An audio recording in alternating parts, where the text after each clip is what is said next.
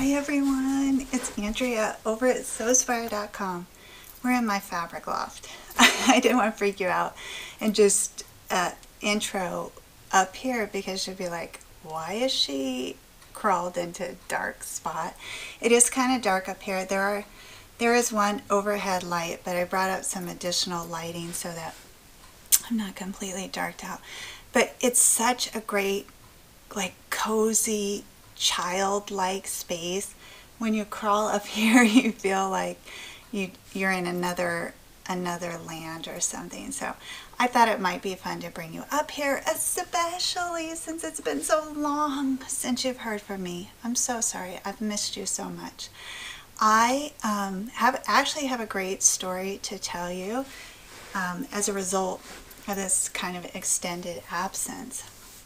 And really, it started 9 months ago, which I think is ironic. I just realized it was 9 months ago. I had this customer on Etsy for my Watermelon Wishes shop there on Etsy place an order for two beautiful bags. They were patchwork bags. That's like my high end, right? And that was back in May of 2017. And so initially I heard from her and she said she was going to think about which fabric she wanted and get back to me. And so like months passed and I didn't hear from her. And then I would hear from her and she's like, I'm still thinking about it. I'm still thinking about it. And I'm like, okay. And just finally this week, like 9 months later, I got to finish those bags for her. And it's ironic because obviously, you know, 9 months is the duration of a healthy pregnancy. And Watermelon Wishes was founded based on that kind of notion of pregnancy and the expected mother, and the belly kind of looks like a watermelon and so forth. You get it. Okay, so tying all those pieces together for you. So this week, Thursday, I'm working on her order, and like this feeling that I haven't felt for a very long time kind of washes over me. It's very pleasant. And I realized, wow, this is the work that I love. This detailed, intricate, beautiful design work. This is what I love. Why did I let this go? See, and then I gotta rewind and get you back in the loop here. Months ago, I decided that I was going to really simplify everything I do, because you remember I launched the 4th seam. I was producing a lot of videos for you all, and so I had lots going on, and I thought to create balance, I would simplify the busiest aspects of my life, which was running Watermelon Wishes and designing and producing handmade goods and then selling them on Etsy.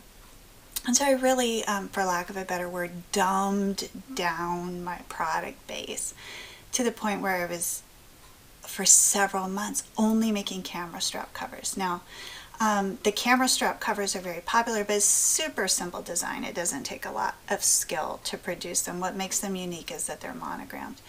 And so I spent months making just camera strap covers, and so it was like my inner designer was just starving to death, if you can imagine that, right?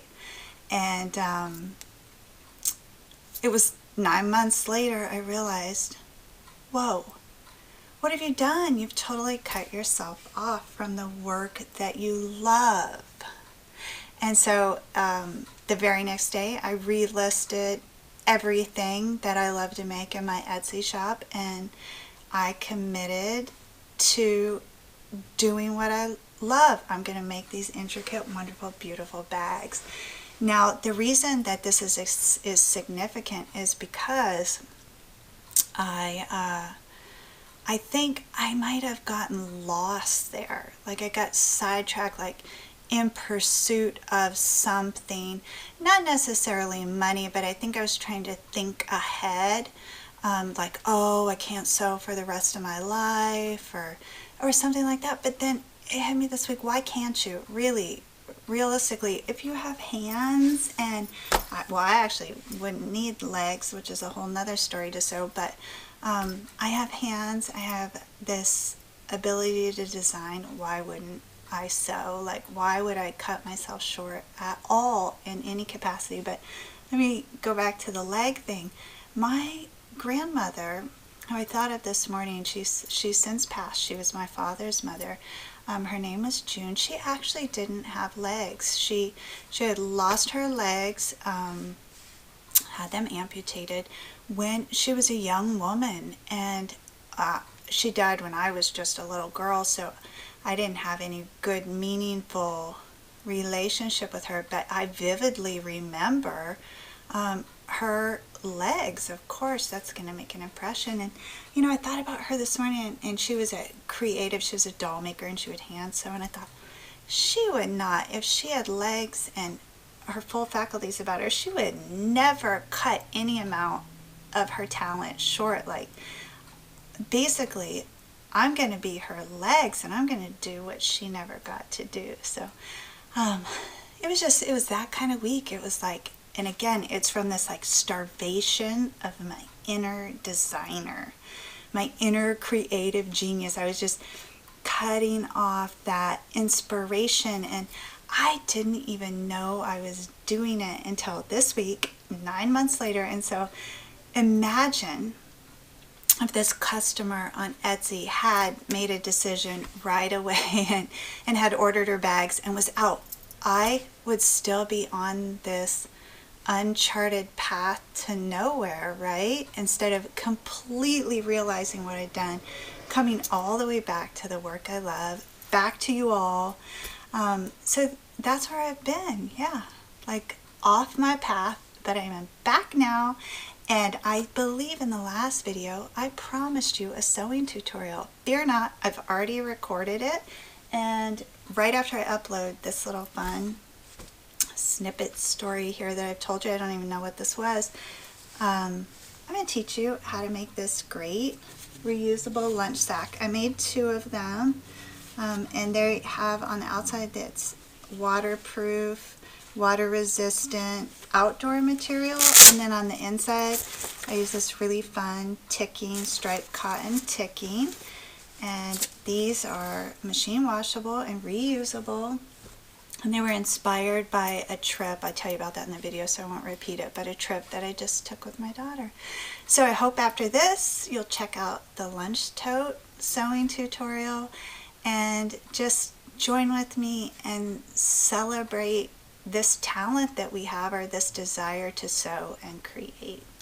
As always, the creative genius in me celebrates the creative genius in you. Have a beautiful day, everyone.